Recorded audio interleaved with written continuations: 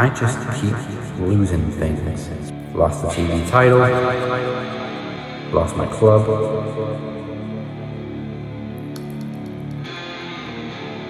Now I've lost my wife. But you see, I have two things left.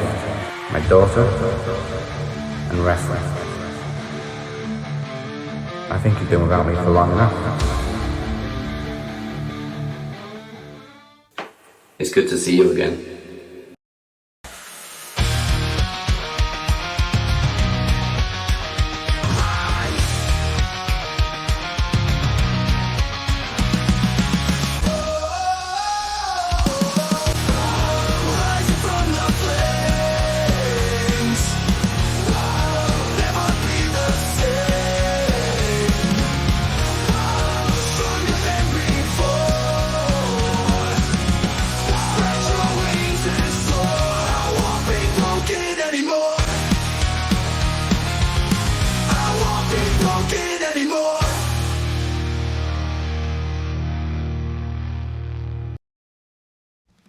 It's Thursday, and welcome to Max Wrestling. I am LFA, that is Bear, and everybody, welcome back. The Captain, it's his birthday. Happy birthday, Cap. Thank you. I have missed a lot. I've missed this. I've missed you guys, but I've greatly enjoyed the TSK takeovers. By now, I'm sure most of you are somewhat aware of why I've been away. So let's not have a depressing birthday. Let's get into wrestling and keep my mind on men in underwear fighting over belts. That's one way of looking at it. Coming up tonight, we look back at this past weekend's Survivor Series. The Continental Classic is underway in AEW. Where the hell will Penta El Zero land? And plus, besides that dramatic return, the Captain is set to defend the Duel Championship under television rules against the now former television champion Cypher. We also hear from, and congrats to him, Blade Rodriguez, and of course, the man joining us today, Beer 2 belts, after they both picked up big wins last week. So, to make Max Wrestling your new home for all things wrestling, all you have to do is smash the like button and hit subscribe. For those who prefer the old-fashioned podcast, follow us on SoundCloud, Spotify, Apple Podcasts, or whatever it is you get your podcast. And for all things Max Wrestling, head over to the beautifully done website, maxwrestlingnet.weebly.com. Yes, and right after the show, go straight to TikTok, Cypher the Prophet, for our After Max post-show. Obviously, I missed promo series last week, but I was around for the post show. Corey, you are still killing it. We didn't have any major announcements, but I mean, you can't really top what a great show it was last week. So, good job, everybody involved. Hop on, send your love to Cypher, and you never know who may show up or what news may drop. Now, let's make fun of some dumbasses who use a sleeper hold even after a full bottle of Night Nurse. Here's a shit mark say. They hate Japanese wrestlers. They know less than we forget. They don't know who's the wrestler. They're having a wank to Jim Cornette. Not a single GCSE between them. This is shit Mark says. Okay. There was a lot of marks in the past few weeks that I'm glad you found, but of course I do have some for you. So kicking it off with Blaine Shores, who kind of looks like Peter Griffin with a beard. Oh. He says, very possible that TNA overtakes AEW as the number 2 promotion in America. Now, this one. I love TNA. I always loved TNA. Very happy for their resurgence. As you should. No. As we all should be. They can't be the number 2 when they're still pre-taping 6 weeks in advance in a warehouse. Yikes. Like, no offense to TNA, they're doing good stuff, but they're nowhere close to being the number 2 wrestling company. Not yet. But they've gamed a bunch of, and I'm glad that you gave them praise, because the reality is they have gained massive momentum from the times of the Monday Night War attempts to where they've gotten now. I mean, going through the entire name change, the company changed, the whole wickwam and flip flam, and now they're where they're at. Yeah, they're not going to be the second. They're just, maybe if they decided to go live, But then even Yeah. then, I don't know if that's enough. You know what I mean? I don't know if that's enough. They tried that in like 2010, 2011, and it almost bankrupted them. Did not work. That's, you know what I mean? But that's the thing. Blaine also said they're becoming the number 2 company by getting a better TV deal and putting out a better product than AEW. Well, the better product is your opinion, but better TV deal? No. I still what is my old saying from years ago? I still have no access to access. So you can't say that. Whereas AEW is on like a mainstream cable. Yeah. It's on mainstream cable enough that you guys get it on an easy cable. You know, that's what I'm driving at. You know what I mean? It's like, what is TNA on a regular? Unless it's changed, I think TNA is only available legally in the UK on DAZN, which you have to pay for. Ta-da! Whereas AEW is, it's on delay, but it's still on ITV, which is a prime channel in the UK. If you go back to the cable days, you know what I mean? Like, that's part of your basic package. You could pay for the lowest amount of television and you could still watch that. So that, until they could get to that level, that kind of television deal, since we were using that as the fucking stepping stool, then you could make an argument. But until then, they're the third company, and that's just fine. It's just fine. Because you know what? The secret third company is going to get all the love and the heat. Remember when NXT was that fucking bottled up company? Now they're on the C-Dub. You know what I mean? Like, give it some time. Yeah.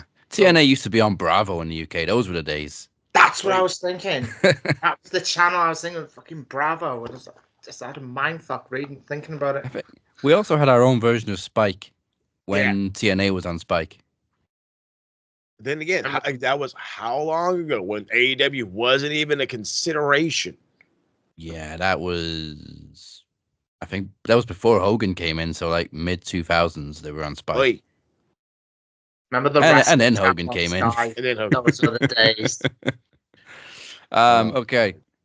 Moving on to Joseph the Demon. Come on, Joseph. He responded to Tony Khan.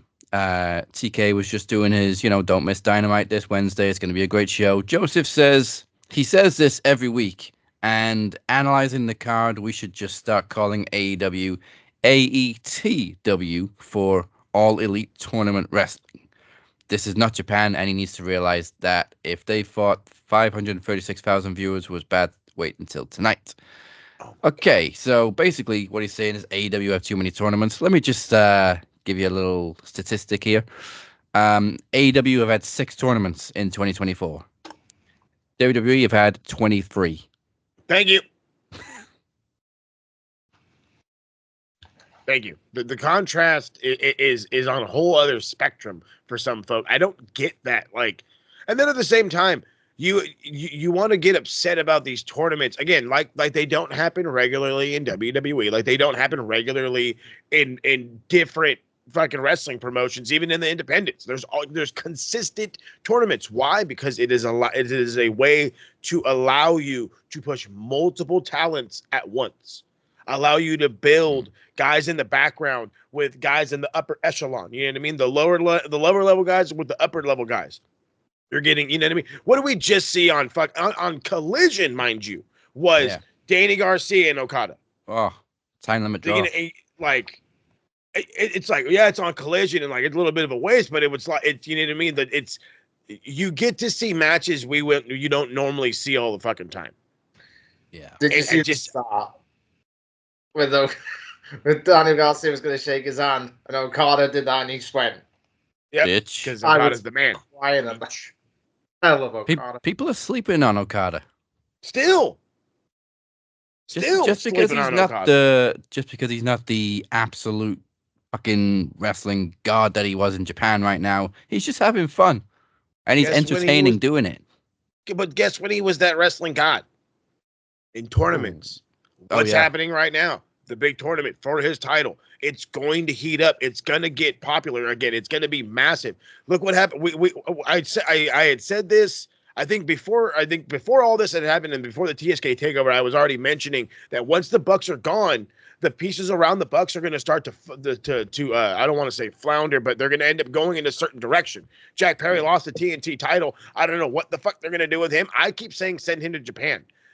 With the Bucks being gone, this allows Okada to be Okada of old. I don't have the Bucks being the Bucks next to me. Yes, I can still play up the beach and the middle finger and the whatever and just Americanize. That's Okada Americanized. There he is. But there can also still be that other level that shows off these 4.5 stars, 5-star matches on a weekly fucking basis against guys you never thought he was going to have matches like this against. And then, for the sheer sake of my heart not exploding, probably get a Kyle Fletcher versus Okada for the Continental title at the end of this whole thing. Doesn't WWE have a regular tournament for the Speed title? Isn't that the whole point of it? But I mean, granted, you can make the argument that they just introduced that Speed title. But what was that long-standing tournament that WWE did every year from the 80s till the fucking mid-2000s? The King of the Ring. Which everybody loves. So shut the fuck up. Shut the fuck up. Too many tournaments. Shut up. Okay, what else we got? One last one. Okay. So I'm going to read tweets from 2 different people. So the first one is Elma Hashmi. Says, I urge the people of Texas not to buy tickets for AEW and to be loyal to WWE. Thank you for your attention. Now, this is a tweet from Gerardo Torres. I urge the people of Texas to not buy tickets for AEW and to be loyal to WWE. Thank you for your attention. It's the exact same tweet. Yeah, the bot accounts. The bots. Tony wasn't lying. Oh my Not god. the bot accounts in a lot of places, though. The funny thing is, Elma's actually verified. Oh, wow. You paid for a tick to be a bot. Good for you. Well, I was going to say you paid. That doesn't mean shit. Yeah. Being verified means shit on Twitter these days. Goodness gracious. If we really wanted to, we could pay to verify the Max account, but I ain't giving Elon Musk money. Yeah, why am I giving Elon? I'm with you. I don't understand why anybody would want to give Elon any money just to get verified on a social media account that's half porn. Yeah, which a social media which should be dead and buried.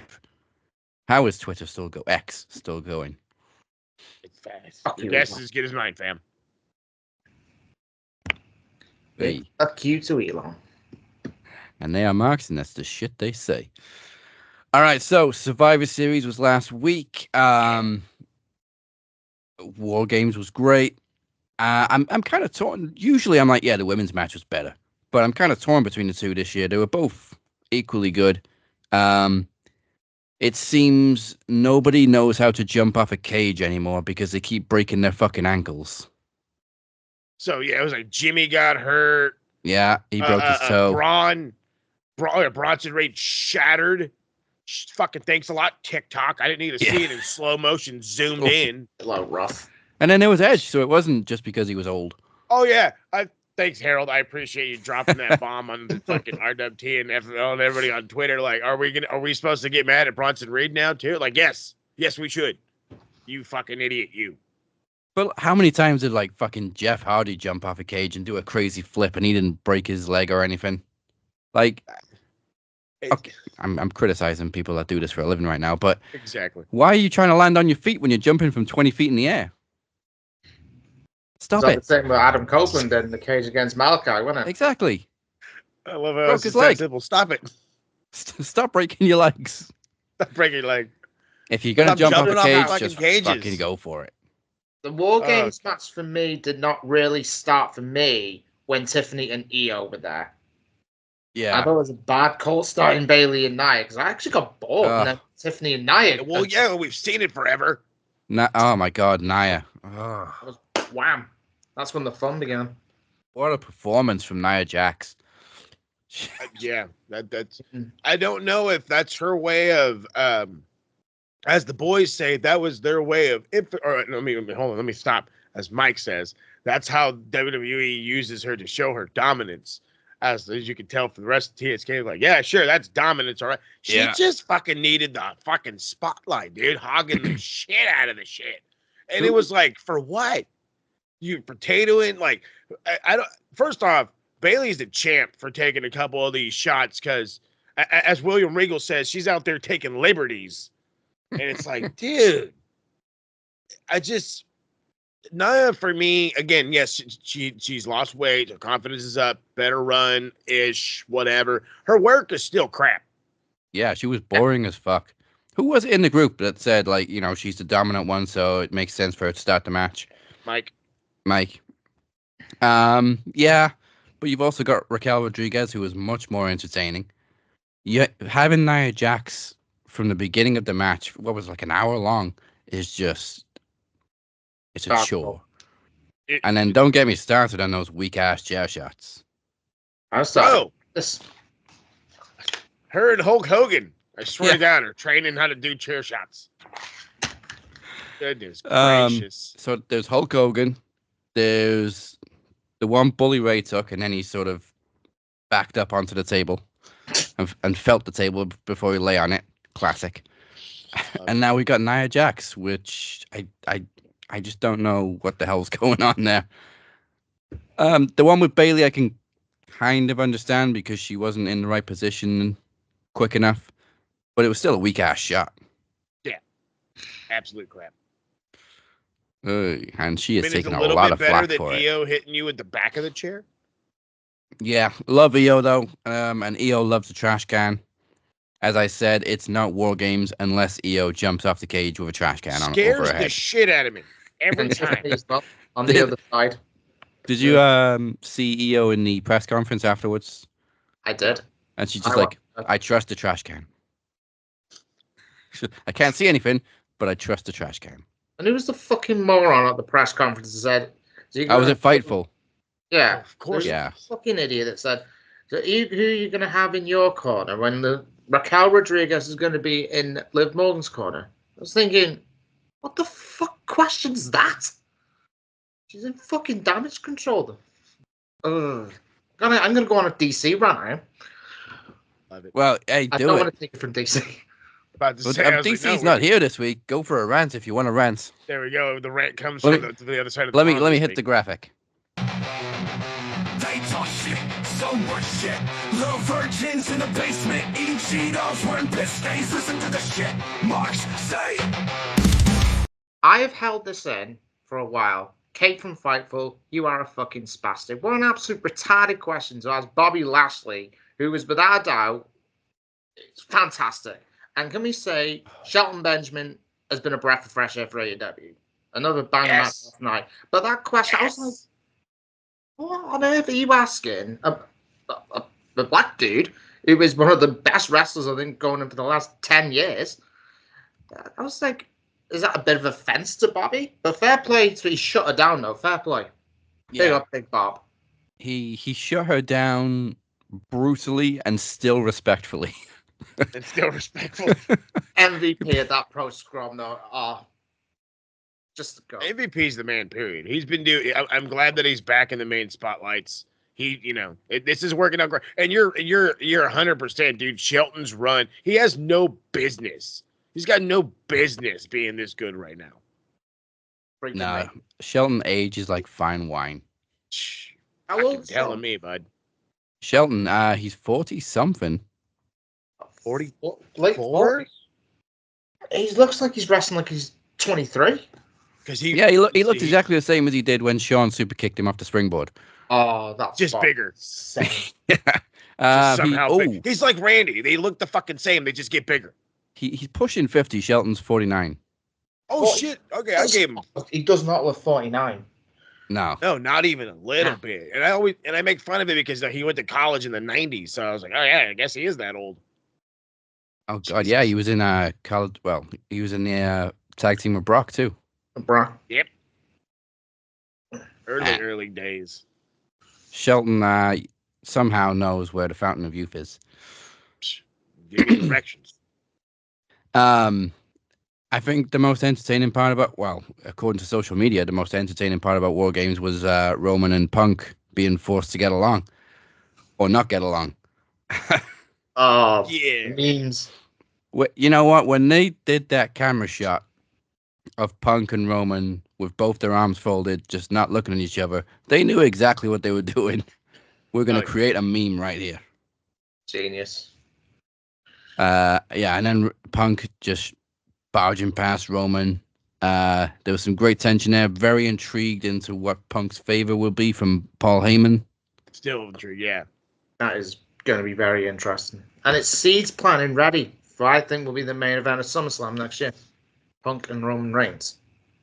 Yeah, because there's a lot of things going on with Punk right now. Obviously, he set his sights on WrestleMania.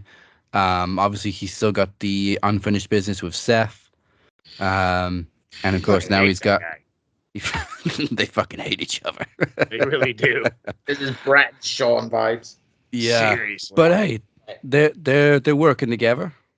Yeah, that's something. So yeah, Survivor Series was good. Definitely set up a lot of questions for the future. Oh yeah. And we got a new US champ. Yes, as we Shinsuke. should, Nakamura. Right call. Definitely It was the the right right call. move. It's about time we put some respect back on Shinsuke's name. Well, I mean, as I've said forever, it's Papa H is running the show. Who made him better than the NXT run? That was as close as we got to, I guess, New Japan style, which we're never going to get to New Japan. So for those who are dying for those days, they're gone. They're gone. Yeah. I'm sorry. I miss it too. I will, rage with pitchforks with you, but we can't. We can't. Yeah, It's just we can't. That King of Strong Style aura is gone, but he is developing a new aura. So Yeah, and that's what they need. Dark Seth gimmick. And I actually saw people on Twitter actually complaining, saying that, oh, LA Knight should never. I'm like, well, what's the point repackaging Nakamura for the third or fourth time, and Nakamura's not going to have a belt on him? yeah, people are just never satisfied, and they want everybody to be champion. And yeah, it kind of sucks for LA Knight to drop the title, but he had a good run. Yeah, maybe He doesn't need it. But that should always be the overall emphasis, especially for all these people fucking freaking out about LA Knight losing. That shouldn't matter. He's so over enough. He doesn't need this title.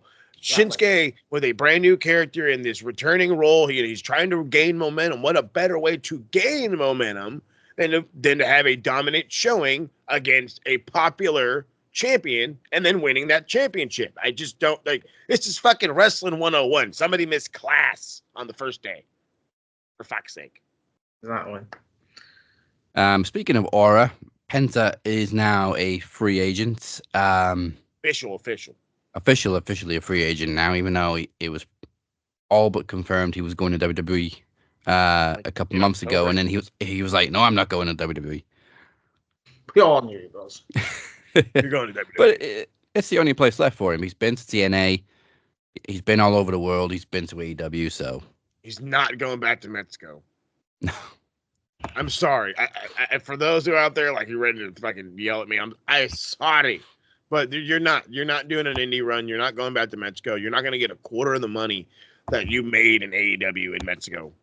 Oh, yeah. So he's going to end up in WWE. Plain and simple. He's going to end up in WWE, whether it be NXT or he goes straight to the fucking main, which I would hope he goes straight to the main and just shows up in the Rumble.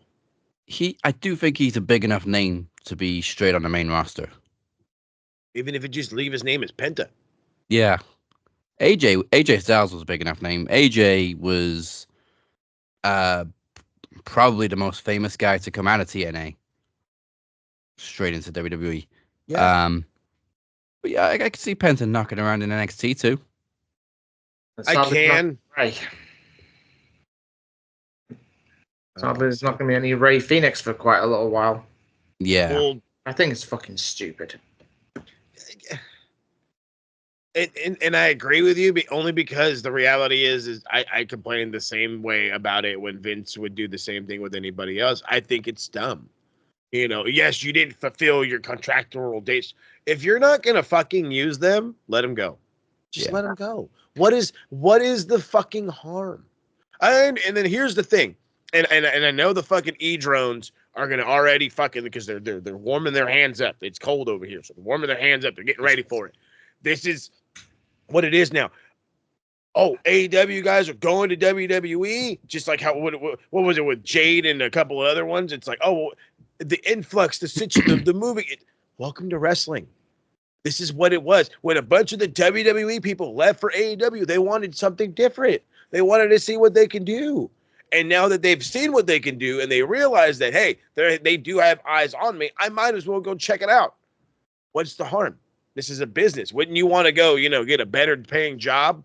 And whether you find out that environment's for you or not, fuck it. I'm out of here. Let me give it a shot. You know what I mean? So Yeah. this is going to happen. Don't fucking complain about it now. Either enjoy it or fucking turn off your television. Plain and simple. Yeah, and Ray very respectfully put out a video saying, look, I'm not going to talk shit about AEW. There's stuff going on behind the scenes, but we must stay professional, basically. Yeah. Pick up Ray Phoenix. He's the man. And it gets, and again, and I understand we all could be upset. It's fine. But to like overly bash a company because of everybody does it. Everybody, they did it to fucking Josh Alexander. Where they fucking just said, you know what, homie? You're fucking re-signed. I'm sorry. What? Yeah. At least that didn't happen. They're just extending it because, you owe me some dates. Cool. I'd rather that than find out that I'm stuck in a company for another year and I didn't agree to it. No, we gave you a new contract. Wait, what? Why? And he's a free agent in February. Watch the interview with God. Chris Van Vliet. It was a great interview, by the way. Also, it was only a year extension. Dude is he should absolutely head straight to WWE as well.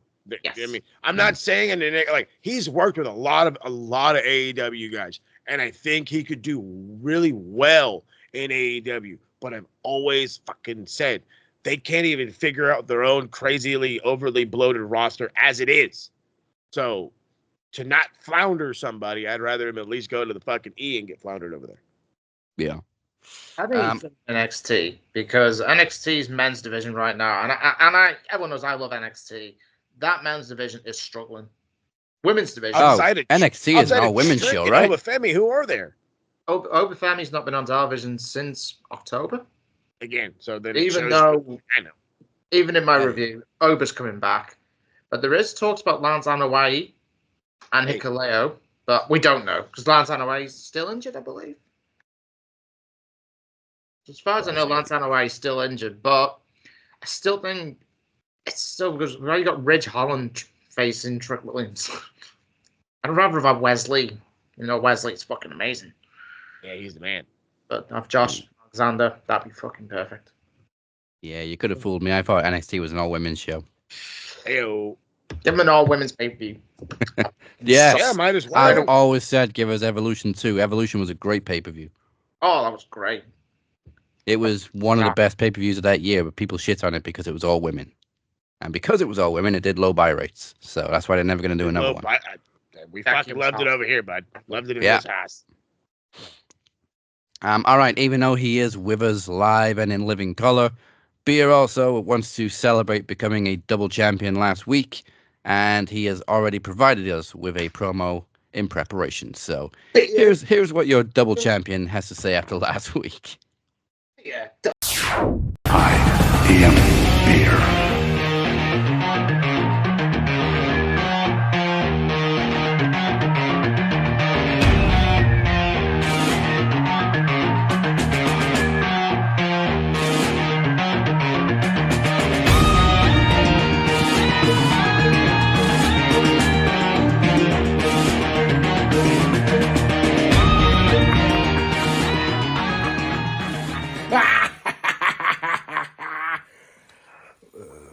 What did I tell you all? You never ever roll out an ace. There's always a trick or two up my sleeve. Your world champion has put Mr. Larkin into retirement. And Mr. Larkin, if you ever come back, the same thing is gonna happen again. But it's gonna end a lot worse. And this I defeated the greatest television champion that's ever existed, and I beat the Cypher. You did an eulogy for me. Well, whose eulogy was it? So the joke's on you.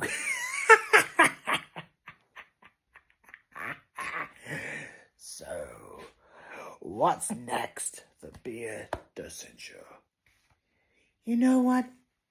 I don't care who I face at the Rumble. It doesn't matter who it is. You can line them up and I will knock them down.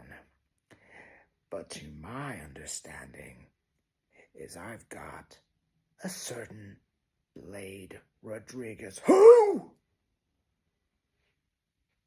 Yes. Blade Rodriguez. Who? See, Mr. Rodriguez, there's someone outside that just said, who? And I agree with them. Well, let's go for a little walk. There's a hot chick outside that says, who? Exactly. It describes you. And you can bring whatever you wish. You can try everything, but you are not taking any of these from me. I'm going to be Beer Dussenger as long as I see fit. You all wondering, how come it all can end at a church? Because believe me, the only thing that I'm going to throw for you, Blade, I'm going to hold a funeral for you. And I'm going to hold a funeral to know that you are a nobody. You are a little no one. You're a boy in a man's world. I'd probably turn around and run. I wouldn't even bother turning up a Christmas Clash. Because I am going to take out the trash. I'm going to take you out forever. And then your arrival here will be a complete waste of time.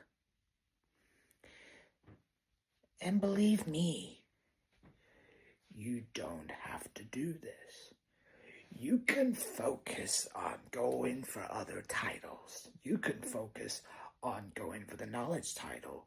You could even go for the tag team titles, but you are not taking any of these from me. I'm going to be the champion till I see fit. And believe me, you don't want none of this. And to you, Blade, I've already won. And whoever wants to challenge me at the Rumble for this title, I could not care because the result is going to remain the same. But this time, whoever steps up will end up in an asylum. And you will all bow to my greatness because I am the tribal chief of Max Wrestling. This is Beer Dussenger. And by the way, Captain, welcome back. And if you want a part of this, the Prince of Chaos, you can show up whenever you want because I've already made you tap. Whoever wants to challenge me at the Promo Rumble, you will not only tap, I will put you in a body bag.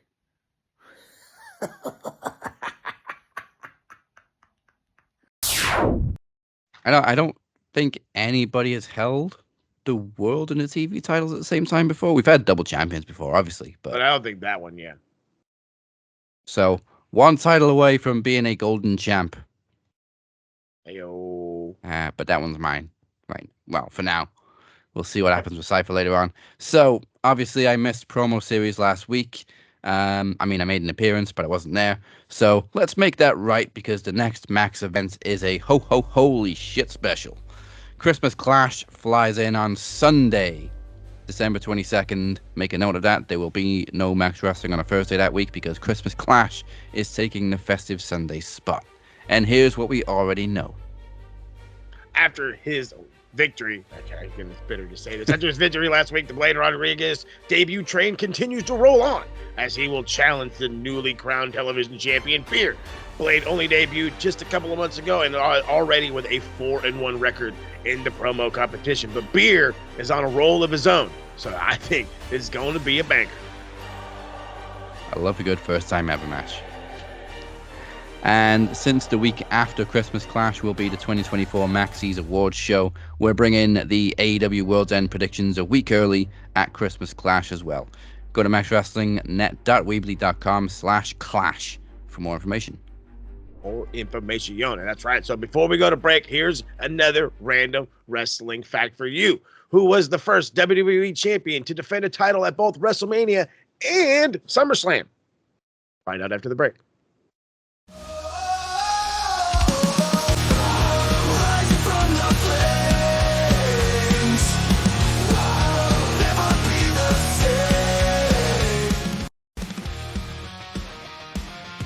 What's up, guys? It's your TV champion here, Cypher, letting you know to give us a like and subscribe to our YouTube channel at youtube.com/maxwrestling. We're available on all podcast platforms as well. And give us a check out on social media too, such as Facebook, X, formerly known as Twitter, and Instagram. Also, check out the beautifully done website of maxwrestlingnet.weebly.com. New episodes every Thursday. Come and check us out, like and subscribe. Love you guys.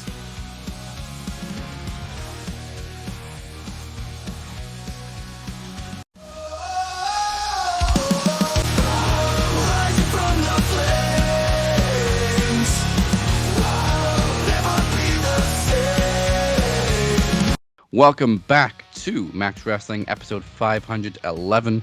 This is finally your captain speaking with the one and only El Jefe. Speak his name and he appears.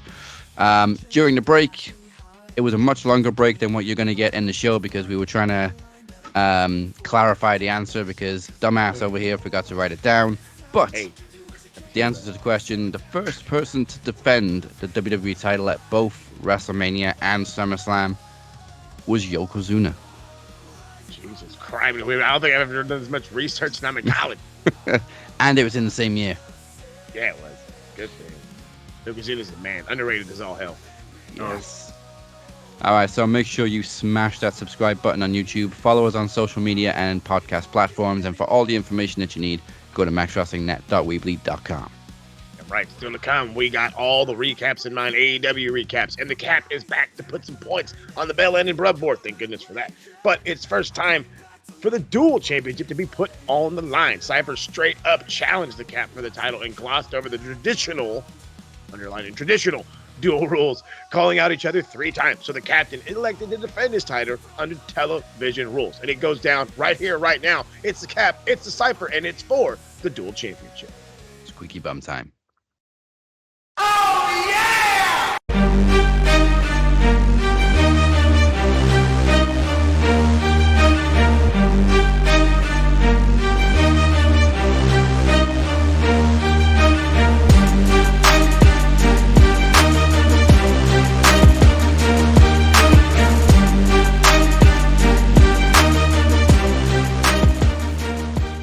For he's a jolly good fellow, for he's a jolly good fellow, for he's a jolly good fellow that nobody can deny. Woo! Happy birthday to the captain, Dazzy Dangerous Lee, everybody. It is his birthday today. Man, welcome back to the Cap. It's been a while since we last seen the good old captain. Good old Shape. Good old Negan, the Jester, whatever you want to call him. First things first, let me get this out the way. Not gonna lie, Cap. We missed you. I've missed you. I know you've been going through a hard time lately, and you had to step back, refocus, rebuild, and reclaim who you were.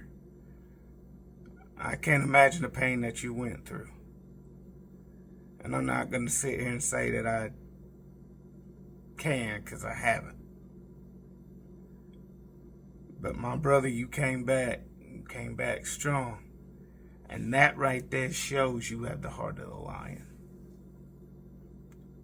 But this isn't the time for ass kissing. This is the time for title taking. In today's title, the Duel Championship. Now, ever since its introduction, I've really not had much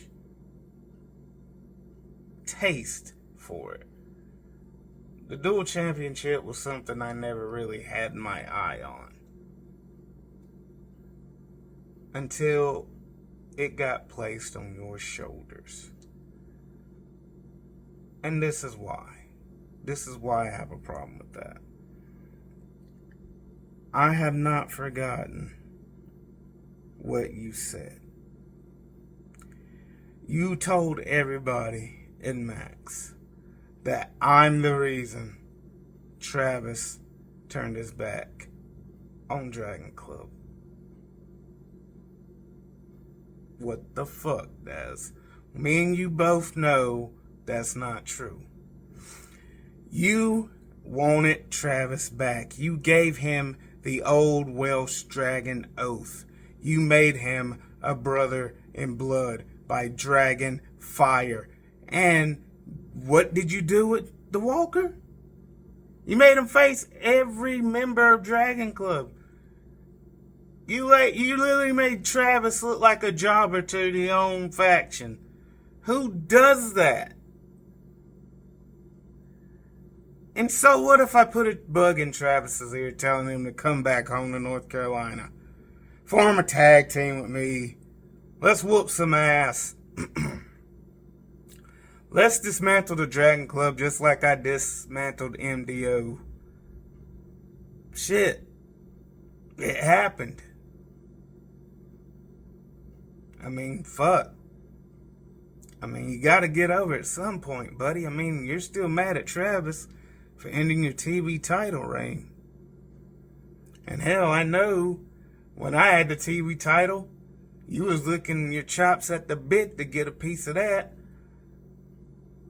But you didn't quite, want to do it. Now it's in the hands of your enemy / ex-best friend, the pioneer Jonathan Beer. He beat me fair and square for it. So I know that you have no intention of the inaugural Duel Championship. Well, it's not inaugural anymore. There's been 3 people to win it, and I'm about to be the 4th. But I'm about to join that illustrious club, whether you like it or not. But come on, let's get real here, Dazzy. You blaming everybody for your mistakes isn't gonna cut it. Now, I know you had a hard road. I know you had to make some changes. I know you had to go a year straight shoot promos, no cinematics, just you and a camera. I can't imagine how hard that felt for you to be normal. But what did you do? You enlisted the help of the Demoness, who we both already know screwed my mind mentally. She screwed up my mind mentally bad. Not once, but twice. And just in case you had a ace up your sleeve and think you can use her again, this time I bought protection. Because if you're gonna do it, make sure you do it right. And this crown, is the only thing that she can't get past. So I'm kind of feeling like Magneto right now. Ain't nobody's dark powers or supernatural abilities can touch me at the moment. Because the last 2 times I wasn't wearing this thing, and now I'm smarter, wiser, faster, stronger. This thing, as long as it's on my head, I can't be touched. But you, my friend, can be. We all saw you bleed. You're human. The shape is just the entity you hide behind when Dazzy can't get the job done. The shape is merely nothing more than smoke and mirrors. And hell, we don't even know where the hell the rest of your imaginary posse's at. But this ain't the first time I tangled with the shape. The last time, remember a long time ago, I beat his ass. So whoever I'm facing today, whether it be you or the shape, somebody's coming to collect an ass whooping. And that's coming from the Kingpin and Max himself, Cypher. But let's not get mistaken here. Because see, there's a change in me too. There's a change in me also. See, I've been playing it safe for so long that even I can't explain what's going on with me. It's like everybody thinks that I smile, don't take things seriously, not vicious enough, but you don't want that smoke. You should ask the demoness. Actually, you know what?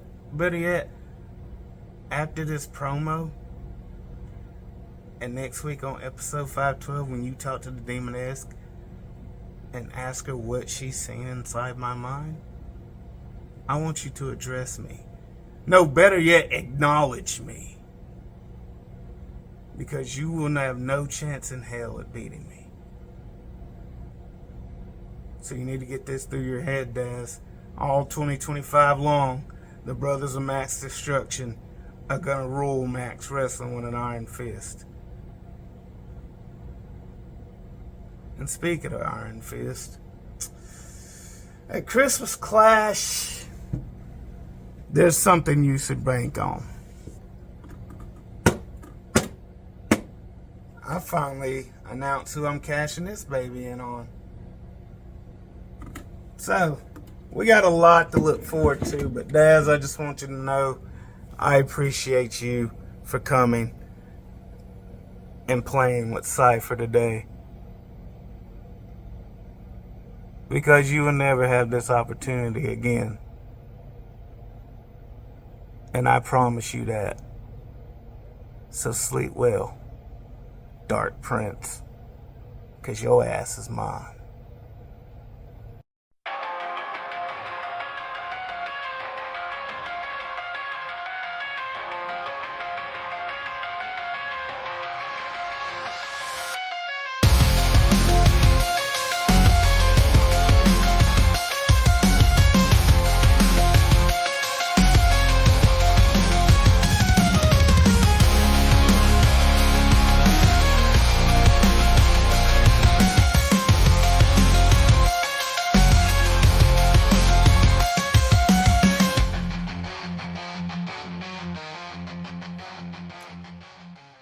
Happy fucking birthday to me.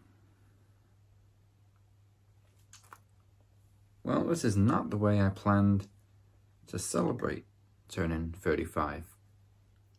I know I don't look it.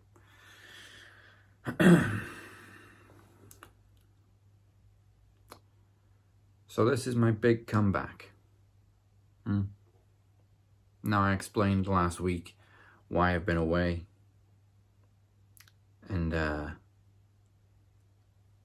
before I get into this promo, Corey, LaShawn, Cypher, Coulter, I want to thank you. First of all, for reminding me that I'm still dual champion. But mainly for being one of the people that has been there for me the past few weeks. I want you to know I really appreciate it. As someone who has been cast aside after giving their all, trust me when I tell you I appreciate the validation. Now on to the match. Oh, well, Corey, this is actually the second promo that I've done for you. I shot one a few weeks ago. Because, you know, I like to plan ahead.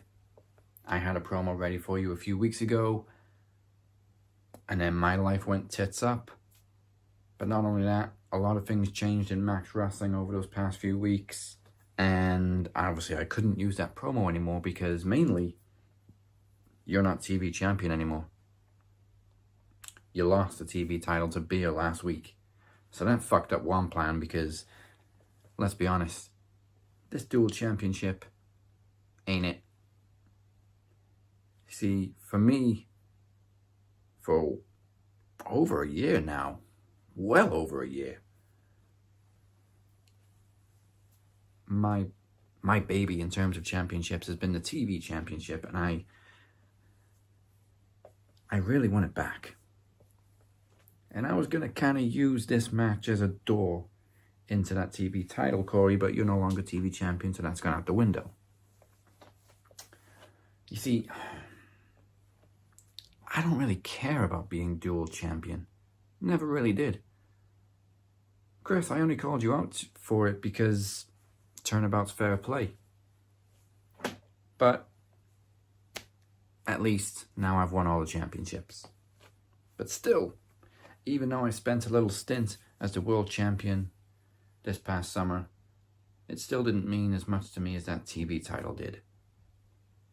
And I will become a 2-time television champion one day. But Corey, this is about you.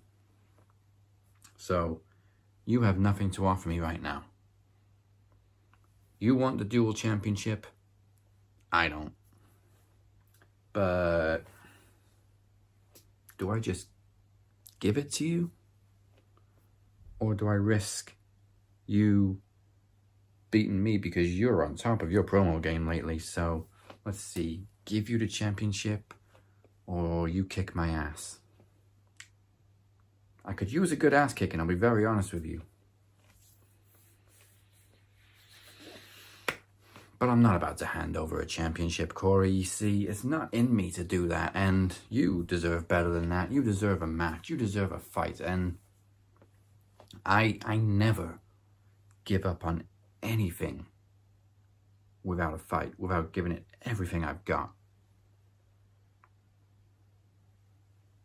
But I've been doing that for the last 3 or 4 weeks. And to be honest with you, I am exhausted.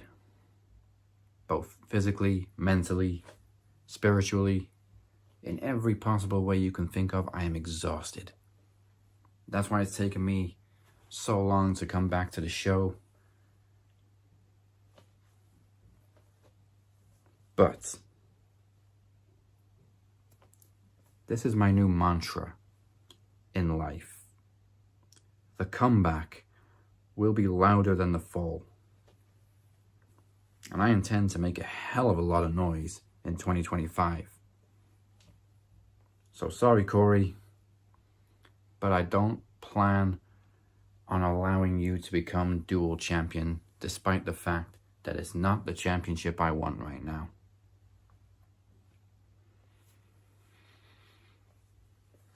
So, let's talk about our history a little bit, shall we? Because I do actually have a little bit of unfinished business with you, Corey. You see, I am gunning still for Travis the Walker Anderson, and that all goes back to promo series last year. Wait, no, 2 years ago. Promo series 7 at World's End. You were there. In fact, you're the one that stabbed me in the back. And Chad. You stabbed the jury in the back and you formed the modern day Outlaws with Travis. So, Corey, my issues with Trav go as far back as my issues with you right now. And in spite of all that, I am still proud of you. I'm proud of what you did last year. You were the VIP, the MVP of Max Wrestling last year. And I'm proud of what you've done recently. You took it upon yourself to form an entire tournament just to find a challenger for your championship.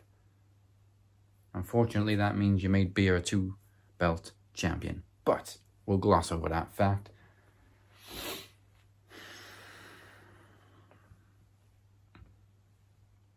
See, this is just a prelude. This is me warming up. Because the big fight, no offense, is going to be with Travis. And it's going to happen at Promo Rumble 10. Because like I just said, the comeback will be louder than the fall. 2025 will be my year. I sound like a fucking Scouser fan. Sorry, Chad.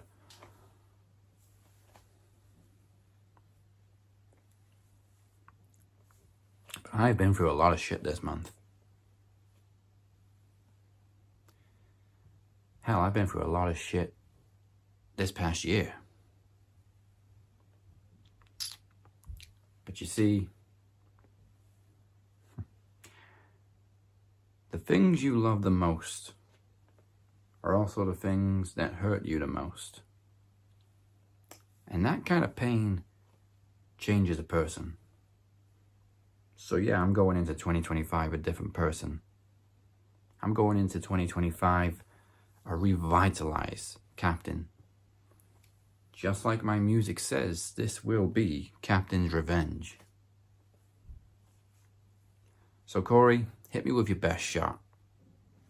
Because I have taken shot after shot after shot after shot in 2024. And I don't know how much more I can bleed. I really don't. So, whether you win the dual title or not, I don't really care. At least you know I gave you a fight. And I know that you're going to go long. I've probably gone longer. But we'll see. So, let the comeback begin. Whether that means storming into 2025, still your dual champion, or dropping this title, dropping off the dead weight so that I can begin again. Either way, it is time for the captain to rise once again. This time, standing alone as the last Avenger. Happy fucking birthday to me. Alrighty, let's do it. All right, so let's see. I don't have your time. Let me look up your time real quick. But I do got Corey's on hand, so we'll start with his. And Corey's is right off the bat 9 minutes. Went extra long, 30 seconds. Goodness gracious! But my man does bring the heat, so you can't get too mad at him. So I can't remember my time, but I'm pretty sure that's close. With the added caveat, as I'm doing the official. All right, and if my math is correct, coming in at 9 minutes, 6 seconds is the cap. So, as they both went the distance, longest promo wins in TV rules. He loses one belt and somehow picks up another one. Sorry on your birthday, big dog, but our new dual champion, Cypher, by mere seconds. Damn. Mere seconds. I thought I went too long. I thought you did too. I really did. I thought you did too. And then honestly, like a day or so went by, I got Corey's, and then I didn't think about it. And then when I saw his and I realized the time, I thought, wait a minute. And now that I've seen this, it was first off, this is probably the 2 longest promos I think we've had under TV rules, which by the way,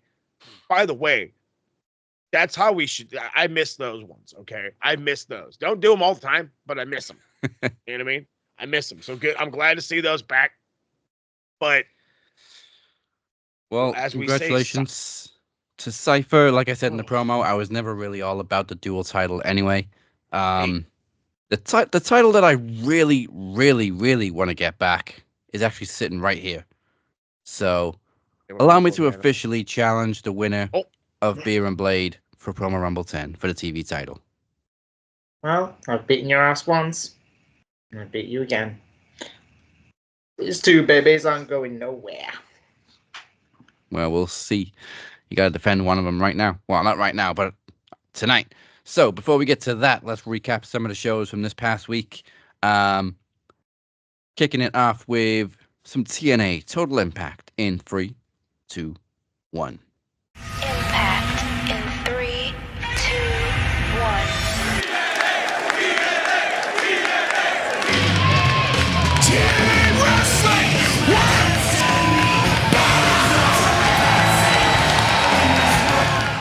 Alright, so all of last week's TNA Impact matches are pre-recorded. They were filmed back in June, but they have never been seen before on TV. So this was more like a bonus episode of TNA. So let's get into it. Joe Hendry, PCO, and Rhino defeated the Systems, Eddie Edwards, JDC, and Moose, as Hendry hits Eddie Edwards with the standing ovation. Jordan Grace defeated Dani Luna back when she was Knockouts champion to retain her title, back when he was part of TNA. Mustafa Ali defeated Trent Seven and Leon Slater. Jake Something defeated Mike Bailey. Joe Hendry and Rhino defeated First Class with another standing ovation to Casey Navarro. PCO defeated Moose in a casket match with a chokeslam after Moose accidentally speared Alicia Edwards, and Nick Nemeth defeated Sami Callihan in a pre-taped main event with a Danger Zone. So that's a very quick, very brief TNA Total Impact for you this week. Hopefully we get back to normal next week. We got Turning Point as well. But now, back to Moses Marquez for the Rampage Report. This is Rampage, baby. This is a show that y'all been waiting on. Adrenaline pumping your chest. This is Rampage, All right, let's jump into the Rampage Report. So this short, quick, sweet, into the point ski, because that's how Rampage works. Thunder Rosa defeats Harley Cameron, and both Rampage and Collision had to change their time slots due to some of the college basketball coverage. But that's okay. Shibata, Atlantis Jr., and Mascara Dorado defeated the team of Top Flight and Action Andretti. What a fucking trios there. The Beast Mortas defeats Serpentico. Again, I haven't seen Serpentico in a minute. Glad to see him getting some work. And then Hechicero, still hanging out from CMLL, comes in and picks up a win against Commander. Much needed time there. So that was quick, that was short, that was sweet. That was your Rampage Report.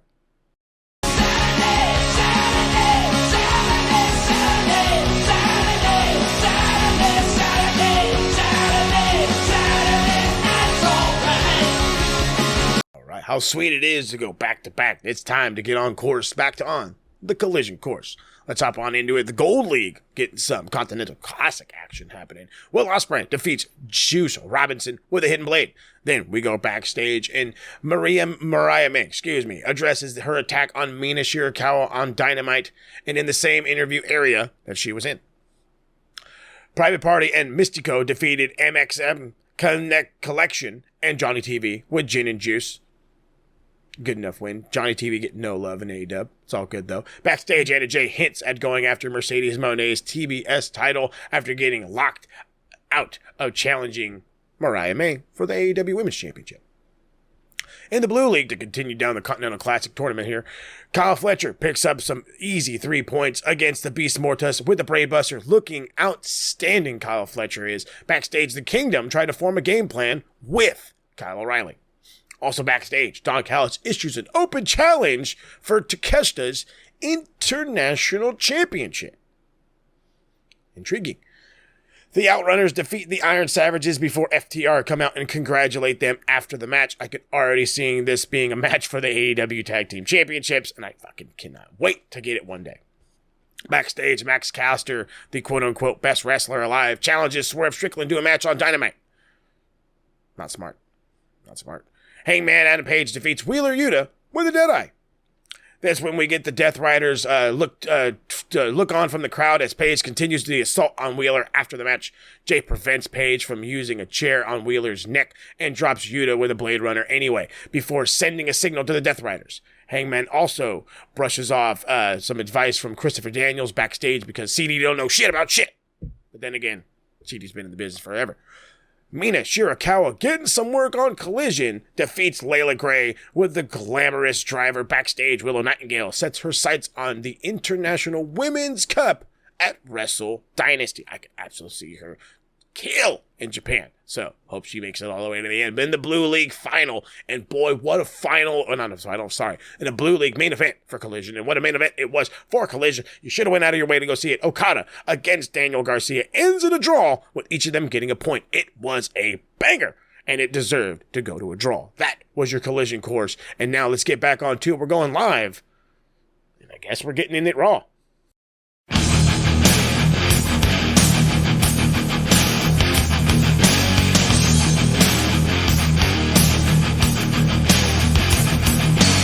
So, unlike most weeks when we do Going in Raw, I'm doing it live this week because I actually watched the show.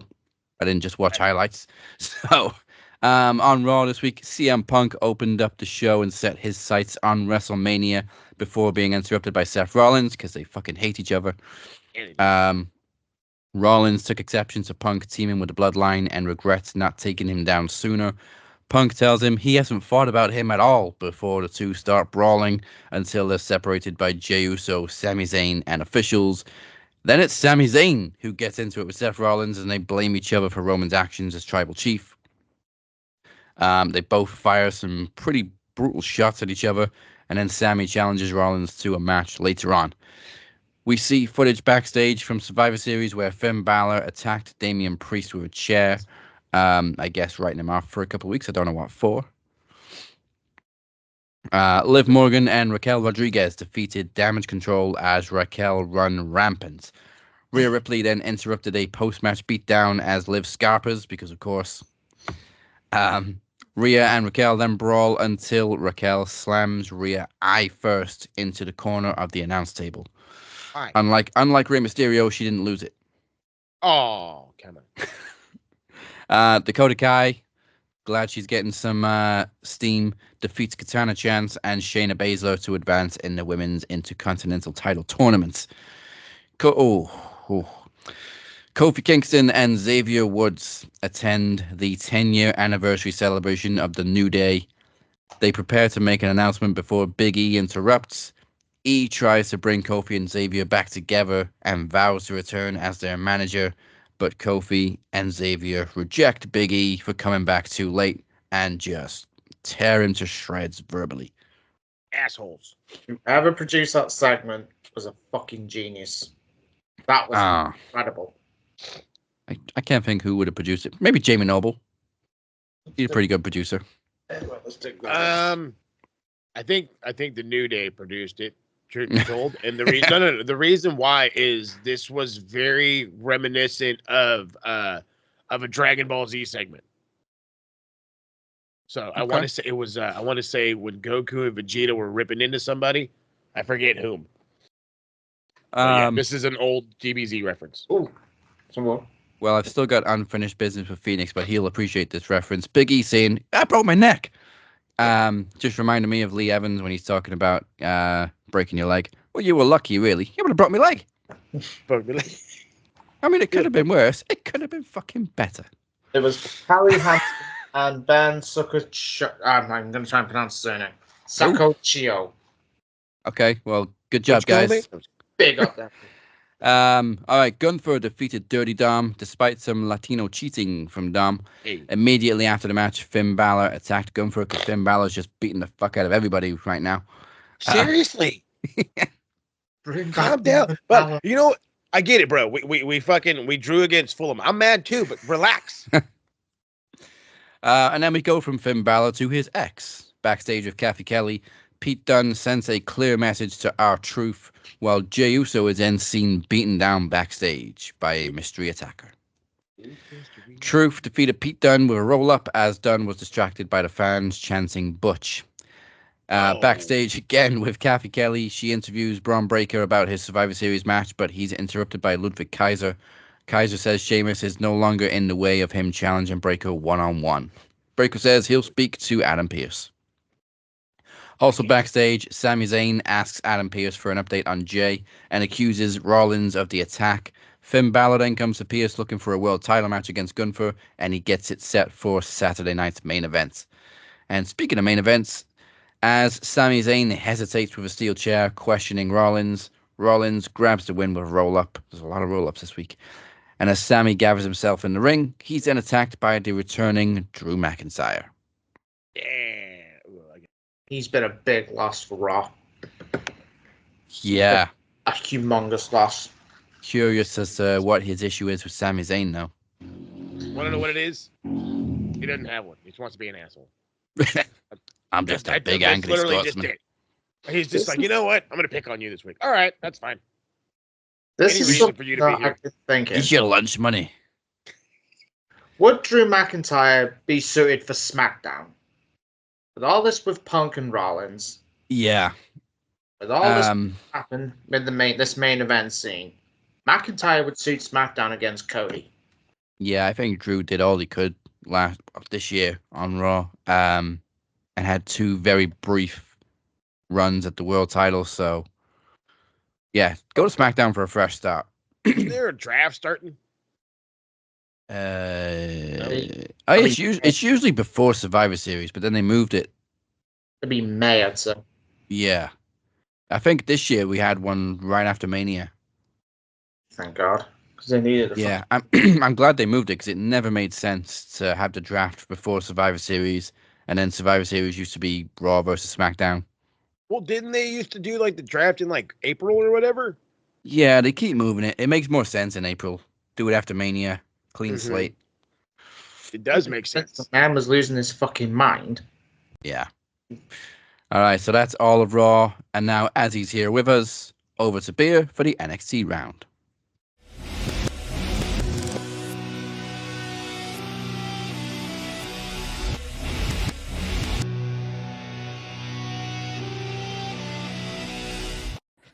What's good, everyone? This is Beard Dustin Show, and this is your NXT Deadline Preview Round.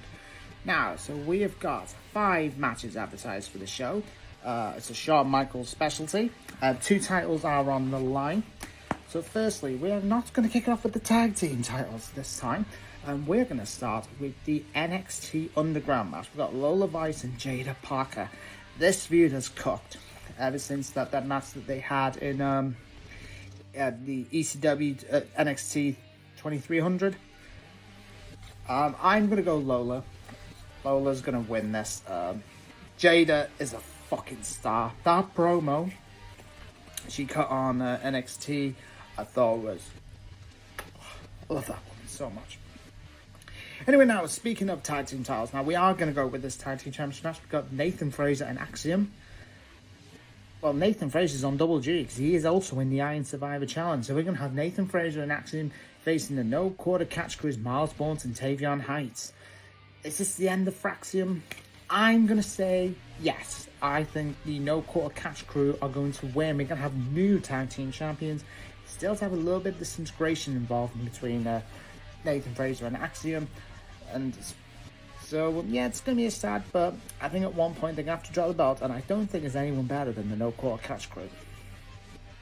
So next up, we're going to have the Men's Iron Survivor Challenge. Now, this is interesting. We've got Wesley versus Javon Evans versus Nathan Fraser versus Ethan Page versus Eddie Thorpe. Now, if you're not accustomed to this, Iron Survivor is this. It's a 25-minute match.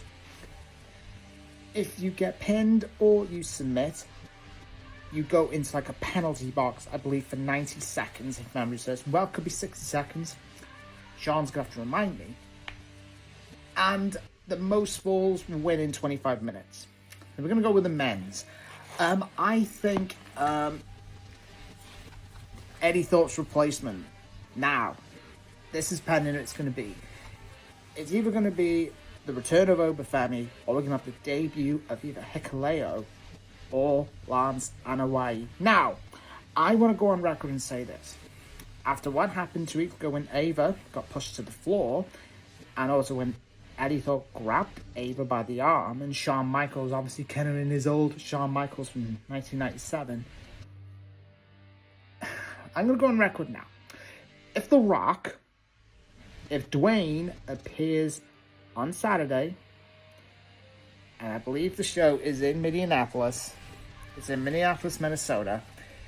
If The Rock appears, I will do the review in my underpants. There you go. So if Dwayne appears, I'm doing it in my underpants. So, yeah, I'm going to go with whoever it will be. I think it's going to be the return of Obafemi. But I could be wrong. It could be Hikuleo, or it could be Lance Anoa'i. It depends on whether Lance is actually medically cleared. But I think it was Hikuleo that took out Eddie Thorpe and Oba. I think it is going to be the man known as Obafemi. Now we're going to go with the NXT Championship match. We've got Ridge Holland taking on the World Heavyweight, the NXT Champion, Big Trick Willie Daddy. Trick's going to retain. I mean, Trick obviously got stretched out during the show, and yeah, Trick's obviously going to retain. Trick's medically cleared. Of course, Trick's going to fucking wrestle. Duh. Anyway, this is going to be what I think should be the main event. It's going to be the Women's Iron Survivor Challenge. Now, this will determine the #1 contendership for New Year's Evil. We've got Sol Ruka, Stephanie Vaquer, Zarya, Julia, and Ren Sinclair. Now, Ren won the final chance match, like Eddie Thorpe won the men's last chance match. I thought it'd been Cora Jade, but I was wrong. So now we could have a new banger feud between Cora Jade and Kalani Jordan, which I'm excited for. I'm going to go Stephanie Vaquer to win this. Everyone thinks it's going to be Julia. People think it should be Zarya. Even people think it should be Sol Ruka. But Ren Sinclair, no chance. It's a tough one. Shawn Michaels is in between a rock and a hard place on this one, because a lot of people want Stephanie Vaquer, some people want Zarya, and some people want Julia. My heart says Stephanie Vaquer. I think they're starting to really build the pieces ready. But do not be surprised if Julia, Stephanie Vaquer, and Zarya all have the same points going into their 25-minute mark. So that means whoever has the most, if Stephanie Vaquer, Zarya, and Julia all score 2 points, what's going to happen? It's going to be a fatal 4-way. What's good, people? This is Beard. This is your NXT review for the 3rd of December, 2024. This is the go-home show for NXT Deadline. So, let's kick things off with the fatal 4-way final chance match between Cora Jade, Kalani Jordan, Jada Parker, and Ren Sinclair. It was a very, very fun match, but it was a shock upset with Ren Sinclair advancing after Lola Vice attempts to hit Jada with a 450 fist and absolutely clatters the living piss out of Ren Sinclair and falls on top of Cora Jade for the 1, 2, 3. So after that, Sarah Schreiber speaks to Eddie Thorpe at the events of last week, and after being cleared of any sort of wrongdoing, to be interrupted by Alexis King. Alexis is starting to remind me of Chris Jericho from late 1999, and he is putting in some of the top work. AEW fumbled this kid. And then we get, for me, the best part of the show. I was jaw-dropped when I saw this. Jada Parker cut the best promo of her life. Following the match, she comes down to the ring and demands the referees to drop the ropes. So the underground match is pretty much confirmed that this was edited out on the WWE Network and I believe on Peacock. It was actually edited. So it's a bit of a disappointment. I saw it on Twitter, thankfully. So the match is on a deadline between Lola Vice and Jada Parker in the underground match. Fucking phenomenal. Next up, we have the Battle Royal to see who will face Fraxum at Deadline, and the winners, who I expected it to be, was Miles Bourne and Damian Heights. It was a very, very fun Battle Royal. Couldn't take your eyes off of it, which was absolutely great. Next up, we have the NXT champion Trick Williams and Ridge Holland face to face with everyone's favorite person from AEW. Eric Bischoff was moderating the match. Trick seemingly won the word battle, but Ridge got the final word in by hitting the Redeemer on the announce table where Trick was wheeled out, going to a local no, we don't say that. Local hospital with Ava actually going with him. And then after that, Ava then speaks to Stevie Turner and Robert Stone to confirm that the match is happening. So Trick is ready for Deadline. He will face Ridge Holland. So next up, we have Nikita Lyons facing Carmen Petrovich in a short match. Carmen wins with a silent slice after the interference from the Shanta the Adonis. Carmen was not very happy at the end with Ashanti the Adonis actually pushing her. So I think that's what she might take a bit of offense. Next up, we have the return of Gigi Dolan. Her first match since her knee injury, faces Izzy Dame and has not missed a stat. Izzy looked great. Gigi looked fantastic. Gigi, it's great to see her back. Mrs. Zachary Wentz, former Mrs. Darby Allin. But then Sean Spears also came out to the ramp and watched the match himself. Now, if he is scouting Izzy Dame, I like that a lot. Because there's no direction for Izzy Dame. Because Izzy Dame, she's Mrs. Braun Breaker. Gotta think of something for Mrs. Braun Breaker. Come on, damn it. Come on, Sean. Better than that. Gigi picks up the win with the Gigi driver for the 1-2-3. Next up, we have the main event of the night, which sees the Fatal 4 between Lexis King, Eddie Thorpe, Axiom, and Cedric Alexander. Banger match with Lexis King looking absolutely fantastic. He really has come of age quite recently. And Eddie picks up the shock upset win. Now, I did expect Lexis to go in. But if this is a good sign of a heel turn for Eddie Thorpe, then I'm all in for it. And to finish off the show, we have the return of Roxanne Perez to address all 5 of her opponents.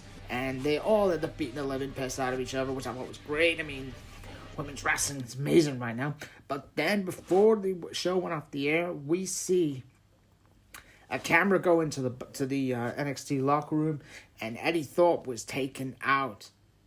But then the people who were seen backstage were Nathan Frazier, Axiom, Lexis King, and Cedric Alexander. Now, 3 theories. It's 3 people that have done this. It's either number 1, we're going to see the debut of Hikuleo, or if he is medically cleared, the debut of Lance Anoa'i, or the return of who I hope it is, the return of the ruler, Oba fucking Femi, and that cat is missed on NXT. Oba Femi has been a big loss. We haven't seen him since that loss to Tony D'Angelo, but I'm hoping that the big guy is back soon. Banger show, enjoyed it, very, very action-paced, but right. So, what time is it, you ask me? It's not time for Be a Dysentery. It's not my time, well, even though it usually is all the time, but it's time. Let me pick up the phone. Hello, what time is it, you ask? It is time to go to the man, the myth, the legend, my tag team partner, Mr. El Jefe Moses. Floor is yours, partner.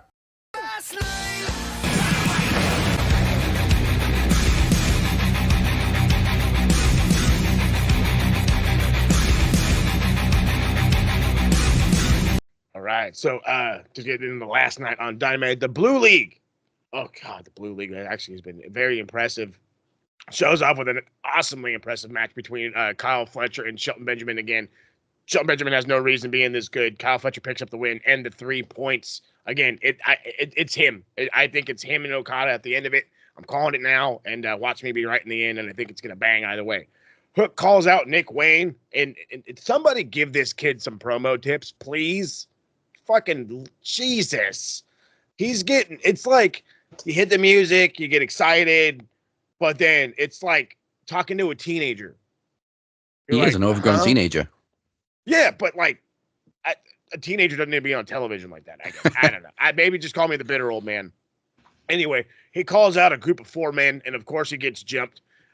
They fucking, Kip Sabian and Nick Wayne jump him. He somehow beats them off, giggity. And then He ends up getting attacked by Cage, comes in because of Mama Wayne's distraction, gets a concerto for his troubles right on the hand. I don't get this. I feel like Christian's already being wasted, and I'm saying that because he's got this fucking destroyed thingamajig in his hand, and it's like, come on, bro. You know what I mean? So, as I keep comparing, it's like somebody needs to save AEW, from the WCW days. Somebody needs to save AEW. Maybe it's the greatest stepdad ever. We head backstage. Renee is interviewing Mercedes Moné. Unfortunately, she addresses Camille and Anna Jay, challenging her because why are we even fucking bothering with her? I can't stand it. I can't stand it. But whatever, hell, she's helping push people like Anna Jay, so I'll fucking take it.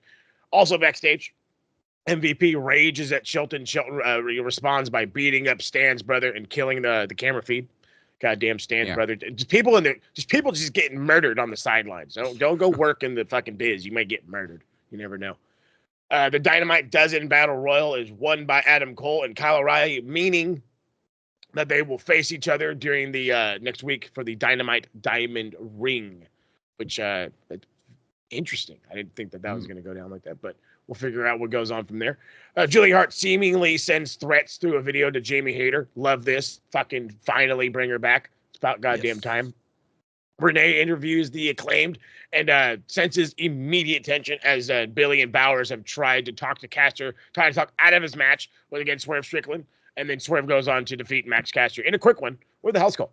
Because as he should. Don't call yourself the best wrestler and go up against one of the best wrestlers. That's just fucking stupid.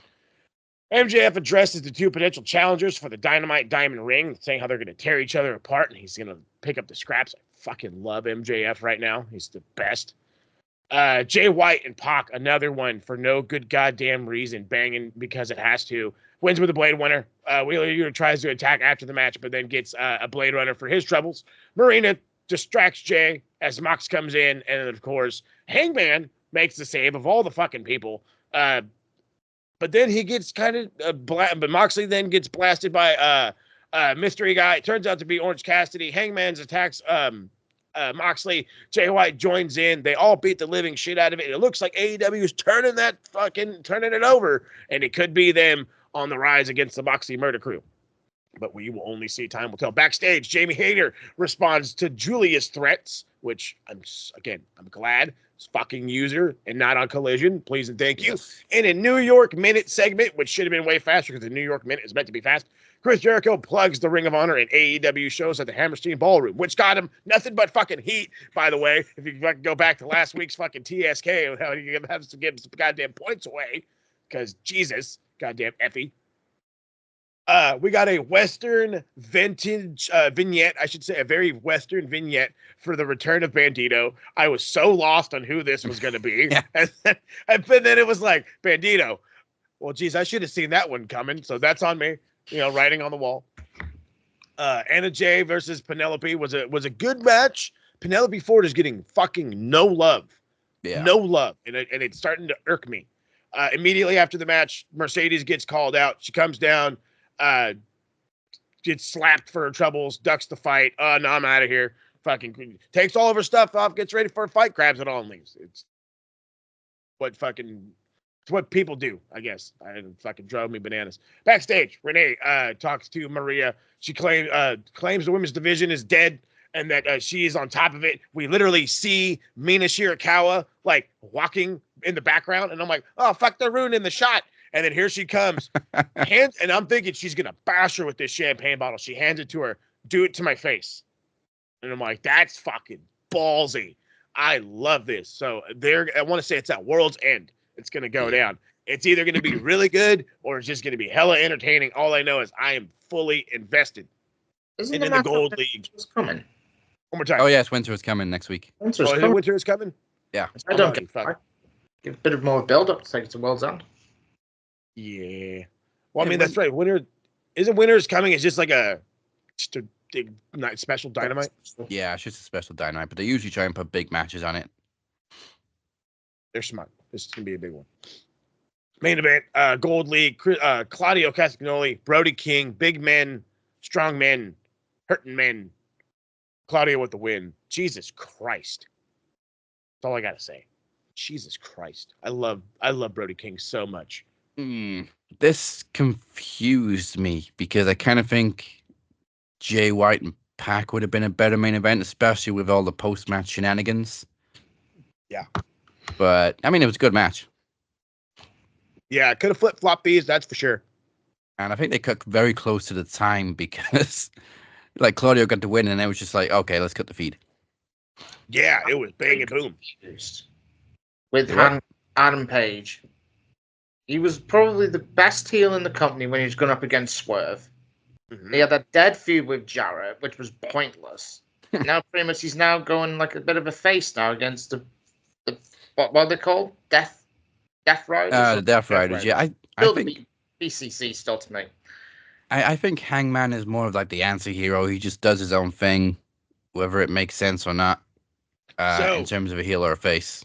The way I've been like describing him to some casuals, because I got my brother and some of his other friends have been getting into it again. I got him watching AEW and WWE. As I want because right now the way I'm looking at it, and I've been saying it, is the Moxley Murder Crew, BCC, Death Riders, whatever the fuck you want to call them, are the NWO. NWO mixed with fucking TNA or whatever have you. Or not TNA, the Nexus. And they're just this destructive force. And there was that one guy who changed the whole everything in Sting, who was this, colorful dude, blonde hair, you know what I mean? He's all WCW. Then he goes dark. And we don't know what happened to him. And that's kind of what happened to Hangman. He went really dark, and then we didn't really know what happened to him. He just hung out in the background. And then he would kind of show up here and kind of show up there. And I feel like Hangman is the Sting. You know what I mean? He's going to be the guy that's going to take down the Hogan that is Moxley. But then again, I could be full of shit. It could be Orange Cassidy at the end of the day. I thought that was the plan they were doing with Darby. Yeah, I mean... I think the same, but I swear to God, every time I turn around, Darby's hurt. Yeah, I do think Hangman would be the ideal choice to take that title off of Mox and have a second reign, because that first reign was a little underwhelming. But I think it was only underwhelming because we were anticipating him finally winning it. We were so up the top. Oh, my God. And then it was like, okay, now what? Yeah, the chase was huge. Yeah, it was. 2 years. I have to mute my microphone, so I do apologize there. Someone's just put a tweet saying with Hook's promo, said, nah, Hook makes Mercedes Moné sound like Roddy Piper on the mic. Holy shit. That's a bit extreme, but hell, that's not a bad comparison at the same time. Wow. He is pretty bad. He is terrible. He's wrestling. I love Hook. Oh, yeah. So just keep it off him. Well, speaking of promos, hats off to Mariah May. Her promo is just so good. Basically telling Marina Shafir, you got to do more than just shake your tits. Sometimes you got to put the work in. Yo. Might love that one. All right, then. We have another promo for you right now because Beer's challenger for Christmas Clash, Blade Rodriguez, has something he wants to say too.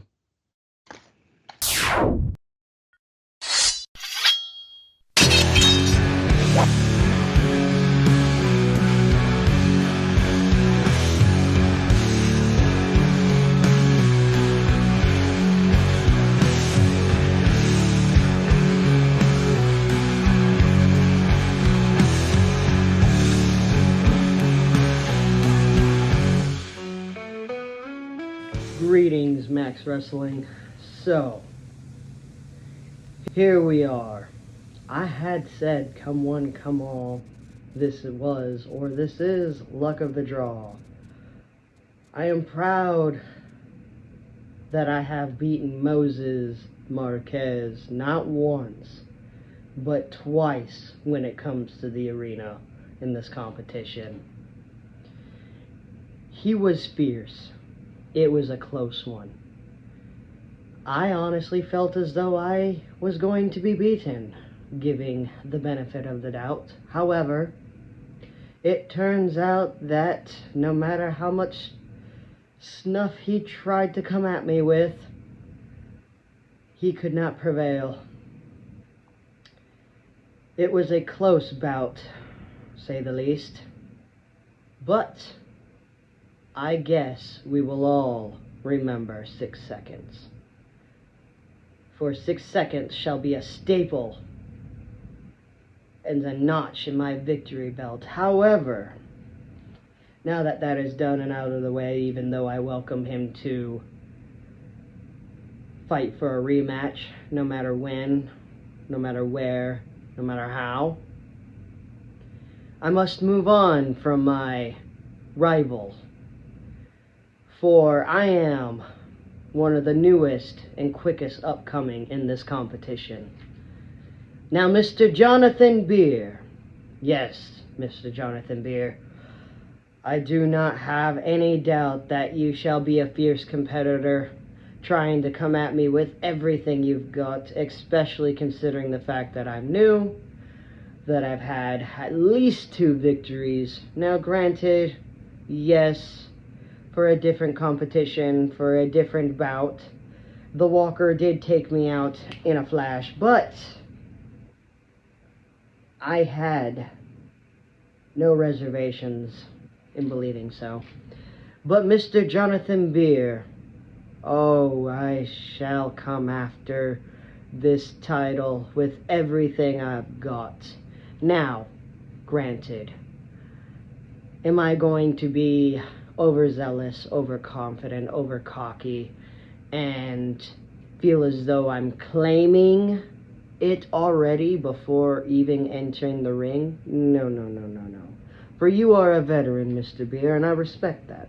I respect that nonetheless. However, I shall do what I must, say what I must, and put forthright what I can in order to topple you and be one of the fastest growing competitors in this competition to be able to gain the belt and my right for highest recognition of glory for this competition. Now, say the least, there are 2 ways this can go. 1, I give it all I can with all my might, and this is optimistic for me and pessimistic for you, and gain this title and wear it proudly and put forth outright in every social media I can. And then there's you winning, Mr. Beer. And just know that even if you do win, Mr. Jonathan Beer, veteran of the ring, that I will take any chance I can for a rematch. Till then, sir. All right, that comes your way. Christmas Clash in 2 weeks. And of course, I will be watching very, very carefully. But now, as I'm back, it is time to put some points on certain boards because we have 2 lists. One of them is nice, one is not so nice, but we always check them twice. It's the Bell End board. A bell end? You're a bell end, mate. Look, bell end 1, bell end 2, big veiny bell end over here. Okay, before I go with mine, does anybody have any Bell End points to dish out? I want to give, I just want to give fucking Finn Balor 5 points just for being a dick and attacking everybody all week long. That's all. Again, bro, I feel your pain. We should have beat Fulham, but goddamn, relax. I'm really, I'm actually trying. I was like, I got a chance to watch Raw. I'm all excited. I'm like, you know what? SummerSlam wasn't too, or Survivor Series wasn't too bad. Let me fucking get into this thing. And then I'm just like, oh crap, here it goes again. All right, 5 points to Finn Balor for being a dick. That's right. He's an angry leprechaun. Beer? I'm going to let you go first now, because I don't know whether we may have the same one. So I might let you go first on this one. So my points are dishing out for a very familiar name on the Bell End board. In fact, he's very close to the top. He may actually top the board after this. But Eric Bischoff. Yeah, he was fine on it. He's a shitter. He's such a fucking phony. 20 points to Eric Bischoff for being his own biggest ass kisser. Yeah. He was so happy to be on a WWE show. Oh, God. He was gleaming. Yeah. So yeah, 128 points he's now on. Eric Bischoff is top of the bell end board after that. I can't really think of anybody else this week. It's been a bell end. I have mine. Go ahead. Nia Jax for probably one of the worst Okay. performances Of I course. think I've ever seen in my life. Yes, definitely points to Nia Jax. Is she on this board yet? There's a good 20 for me. Is she not? Shit, she's not on the bell end board. She's not. She is now. She is now. God. Took long enough. Took us all the way to December, mate. Yeah, I think we're done with that one. No, I want to give. I'll give Trump them fucking Trump lovers. I'll give him some more hate. We'll give him just another 10, just because fucking politics. China don't want to give us stuff. It's all his fault. So What's that lady's name from Fightful? Oh yeah. And thank fuck she will never be attending another scrum because apparently she's put that on her Twitter. Kate from Shiteful. Kate from Fightful, you get fucking. Oh, hang on, wait, she's already on the board. Yeah, I did it a few months ago. So I can say to Kate is Fightful is fuck you. Oh, she's on 30. Okay, well, fuck it. Let's give her another 20. She's on 50 now. Yeah, she's on 50. Should we be surprised that Fightful's on the board now? We should No. be surprised. All right, now let's be nice. Let's go to the other board. It is the Bruv board. Bruv. Bruv.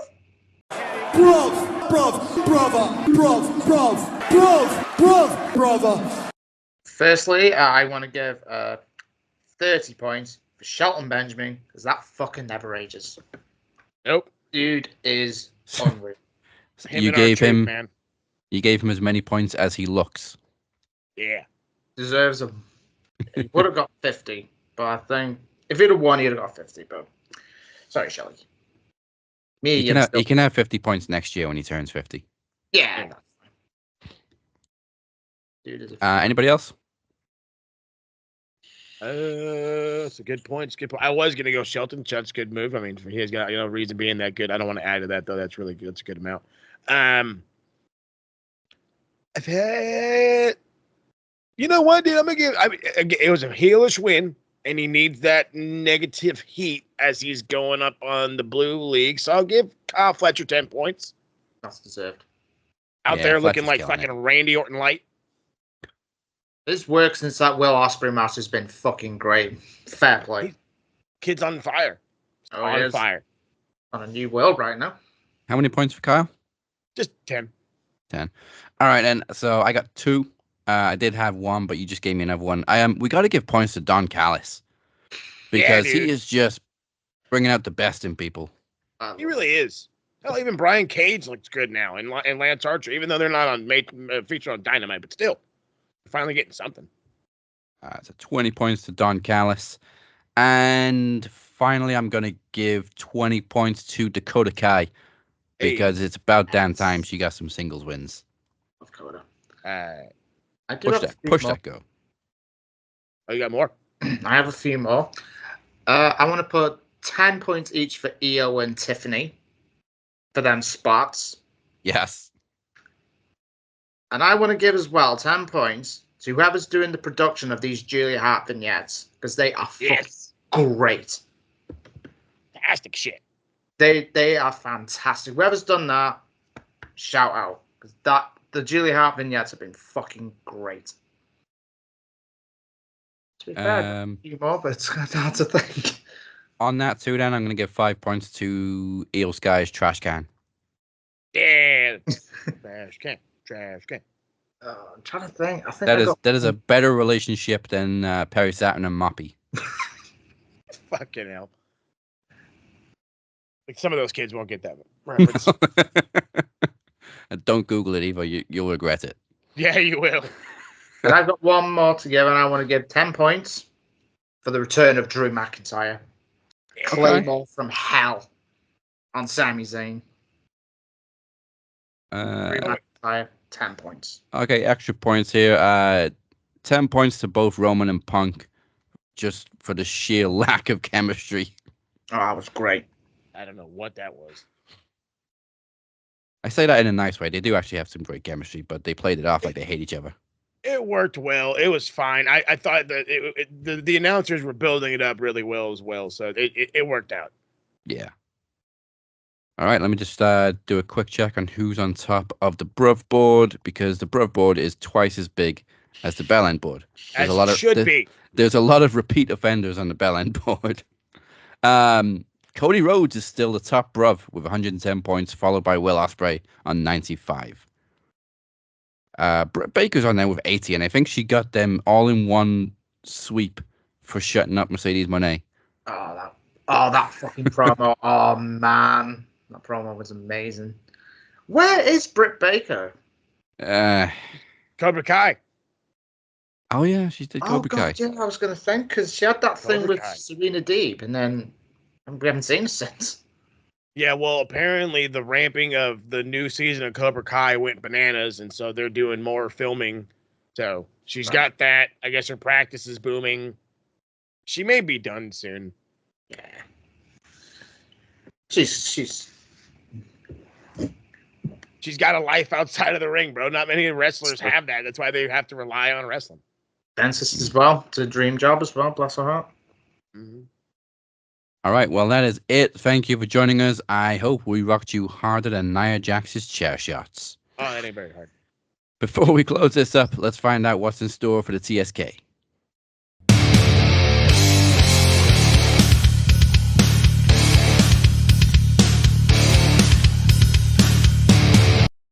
All right, so I wouldn't say a whole lot from the TSK, but we do got some stuff in the plans. I want to say it's what's coming up this weekend. Is it Deadline? Yeah. Deadline. So we're considering reviewing that one. It's not for sure. It's not a for sure gone conclusion about it, but it's in the works. So if you find out that it's going to drop, you'll figure it out here, and it's going to be on the Max Wrestlings. Other than that, we will be back to do World's End that happens at the end of the month. We will cover all the pay-per-views as we do. I will have some more stuff coming in the land of the football because why not? The transfer window's happening. We have to talk about that. There's a lot of big, massive names that could be leaving one side of Europe and ended up on the other side of Europe, which is kind of how it goes. And at the same time, I have to talk about Major League Soccer. I have to say soccer. God, fucking hate it. Thank you. If you did it, I didn't have to. So, but I have to do it because, again, as these boys can attest to, when a team comes to your town, you represent your town. So that's what we got to do. San Diego FC finally comes to town. And the MLS is really weird. So they have what these things are called, the drafts. And if you guys know what the drafts are, they have what is known as a super draft and an expansion draft. So the super draft allows them to get college players as well as some guys that are eligible from other teams. And that's going on there as well as the expansion. So I'm going to kind of break down some of those rules for the actual football fans out there so they can understand it. And at the same time, I'm going to give you some college guys that I've been scouting that could fit right in and play a big part, especially in this league, low level, whatever. And, of course, transfer window. But find out all this fun stuff by following all the fun socials on the evil Twitter machine. We're not calling it X today. Fuck you, Elon. Max Wrestling UK, Captain 512, SMR Podnet, Max Football Pod, because that's coming back whether you like it or not, Jack. Check out maxwrestlingnet.weebly.com. Don't forget to hit the subscribe button right here on the YouTubes. Then go to Facebook, Twitter, Instagram, and, of course, TikTok. Go to all the fun socials and check them out. And, of course, Cypher the Prophet. Do it. Go shoot him now. Go talk to him. Hit him up. Yeah, that is it from us. It is good to be back. Join us next week on the final Thursday of 2024. After that, we got Christmas Clash on the Sunday, December 22nd, and the pre-recorded Maxis on the 26th. Which reminds me, voting for the Maxis is now open. Go to maxwrestlingnet.weebly.com/Maxis to cast your votes and help us decide the best and the worst of 2024. And breaking news, you get to help decide the match stipulation for the Phoenix's next challenger for the Knowledge Championship at the Maxis, the lawyer, Chad Malcolm. Oh, goddamn. Goodbye, mwah, and good night. Bye. Congrats,